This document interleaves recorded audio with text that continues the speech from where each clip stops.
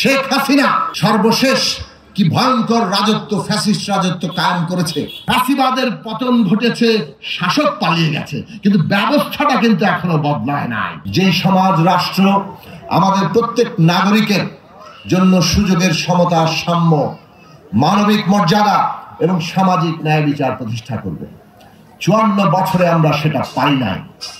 আজকে আমরা দেখেছি, কেবল পারি নাই তা নয়, আমাদের দেশের শাসকরা ক্ষমতায় গিয়ে পুরো রাষ্ট্র শক্তিকে পকেটে ঢুকিয়ে দেশের সম্পদ নিজেদের লুট করেছে, বিদেশে পাচার করেছে। এবং এই লুটপাট তন্ত্রকে আরো গভীর করার জন্য একটা স্বৈরাচারী, সাংবিধানিক ভাবে ক্ষমতার দিক থেকে একটা স্বৈরাচারী রাষ্ট্র ব্যবস্থা, তাকে একটা ফ্যাসিস্ট ব্যবস্থায় পরিণত করেছে। শেখ হাসিনা সর্বশেষ কি ভয়ঙ্কর রাজত্ব, ফ্যাসিস্ট রাজত্ব কায়েম করেছে, আমরা সবাই সেটা দেখেছি। কিভাবে ক্ষমতা রাখতে গিয়ে আমাদের সন্তানদের নির্বিচারে গুলি করে হত্যা করেছে, শিশুদের পর্যন্ত হত্যা করেছে, নারীদের পর্যন্ত হত্যা করেছে, আমরা সেটা দেখেছি। বন্ধুরা আমার, আজকে আমরা যে গণতন্ত্রের মঞ্চের কথা বলছি, এই গণতন্ত্র মঞ্চ এই ফ্যাসিবাদ বিরোধী লড়াইয়ের মধ্য দিয়ে গড়ে উঠেছে।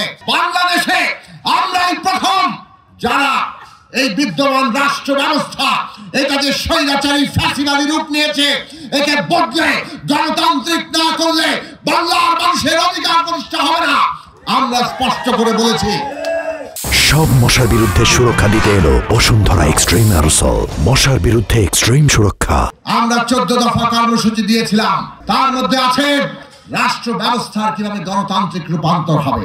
গত প্রায় 9 মাস 10 মাস ধরে আপনারা দেখেছেন, ঐকমত্য কমিশনে আমরা রাষ্ট্রের গণতান্ত্রিক রূপান্তরের জন্য, নতুন রাজনৈতিক বন্দোবস্তের জন্য আমরা সংস্কার নিয়ে আলোচনা করেছি। জুলাই জাতীয় সনদ তৈরি হয়েছে, এর মধ্যে যতগুলো বিষয় আছে তার অধিকাংশ বিষয় গণতন্ত্র মঞ্চ আমরা প্রথম বাংলাদেশে তুলেছি।